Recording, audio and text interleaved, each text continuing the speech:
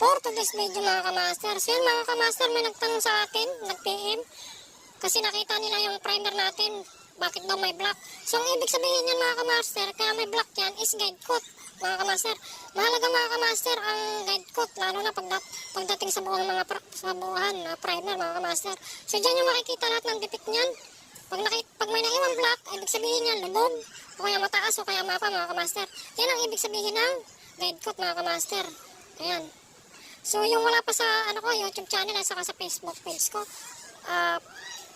paki-follow naman ang page ko mga kamaster, saka YouTube channel GM Carpenting TV Vlog mga kamaster. Ayan yung page ko at saka YouTube channel ko mga kamaster. Ayan. Marami tayong tutorial doon, yung gusto pumasok sa auto painting, lalo na mga baguhan mga kamaster. So nagtuturo din tayo ng mga basic mga kamaster. Ayan. So patutuin na lang natin yan mga kamaster, no? Mapapansin nyo. So ginamit ko dyan na spray gun 1.8 pang primer mga kamaster, para makapal yung bugo ng primer natin mga kamaster. So yan mga kamaster, ayun yung kanto, mga barubulok ito mga kamaster, yung nyan, mga kanto nyan. Sa tagal ba naman ang sasakyan, lumang modelo na mga kamaster, 1997 model mga kamaster, Lancer. Ayun mga kamaster, lahat yan mga master naka-guide coat. Yan po yung ibig sabihin mga kamaster ng guide coat. So yan mga kamaster, sana nasagot ko yung inyong mga katanungan. Yan mga kamaster.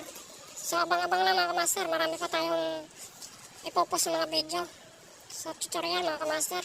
So mga kamaster, ito yung kulay niya. Nung natapos na natin mga kamaster. So may mga video ako niya mga kamaster nung pinanturahan natin yan. Yung Lancer na yan. Before and after mga kamaster, may video tayo yan. Pumasok yan dito sa shop is bulok na mga kamaster.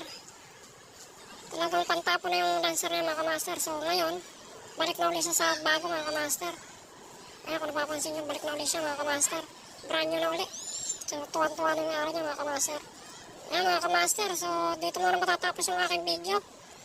Abangan na ng next video mga kamaster. Let's go!